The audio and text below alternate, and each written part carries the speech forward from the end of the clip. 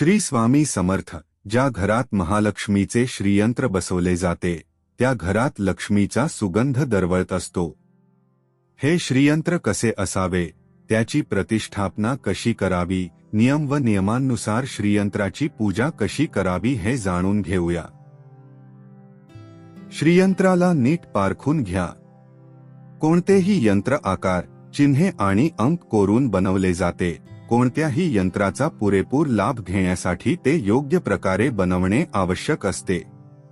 जर तुम्ही घरामध्ये श्रीयंत्र स्थापित करत असाल तर श्रीयंत्र बरोबर आहे की नाही हे काळजीपूर्वक तपासा. श्री स्वामी समर्थ. जय जय स्वामी समर्थ. ओम श्रीम नमः. नमस्कार मंडळी, मी प्रदीप कुलकर्णी. श्रीयंत्र माता लक्ष्मीचं आवडतं यंत्र, ज्याला यंत्र शिरोमणी असं देखील म्हटलं जातं. श्रीयंत्र ज्या घरात असेल त्या ठिकाणी माता लक्ष्मीचा वास असतो. माता लक्ष्मी त्या घरात स्थिर असते, तिची अखंड कृपादृष्टी असते.